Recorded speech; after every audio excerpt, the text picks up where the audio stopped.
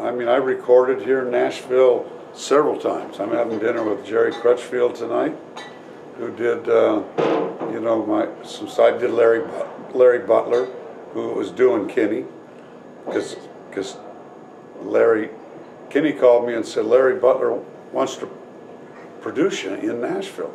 So I came to Nashville. That was a long time ago, and then I came back because when I left the Righteous Brothers, the first thing, I was about halfway through as a Bill Medley album, doing a country album, but country Bill Medley style. I wasn't gonna try and be George Jones, you know. I was just gonna do me doing, because I love country songs. Because I'm a blues singer and born to lose, and You Don't Know Me and I Can't Stop.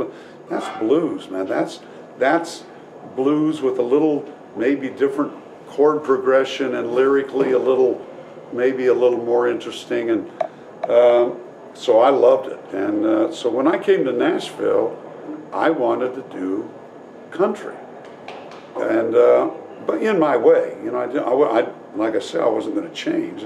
I am Bill Medley. And but when I got here, they wanted me to, no, come on, man, do that thing. I said, but country radio was great to me because they played me a lot when I was opening act for Alabama, and they just played me like crazy. And this one year at the Country Music Awards, I was voted Newcomer of the Year, and I didn't win. But so country really accepted me, you know, which just like really wigged me out, you know, because they had just like the black people when we first started, had every right in the world to say, no, you're singing our music, and sounds like you're trying to imitate, and we weren't trying to imitate. I was raised on Little Richard, Ray Charles. Every day would come to my house on a record and sing to me. So the black, and they didn't. They said, yeah. And the black audiences and country audiences are very much the same. If you're doing it, there's no way they're not going to accept you because you're doing it. They're not going to say, well, you know, they're not going to politic it. This is great. And so they opened up their arms, and I was expecting them to say, nah, get out of here.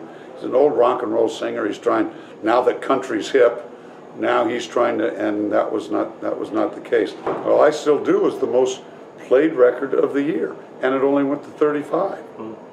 I mean, record of the most played over Michael Jackson. I mean, pop, country, the radio just flat loved it, and it should have been a big hit. I think the record company didn't believe in it a little bit, and because people love it.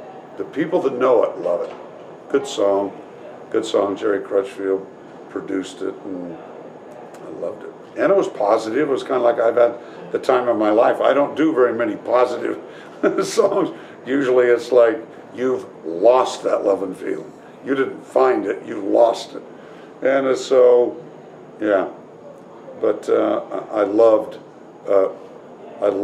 working here in Nashville. The greatest players, and they just so know what they're doing. They just so know how to make that record. And so it was so much fun.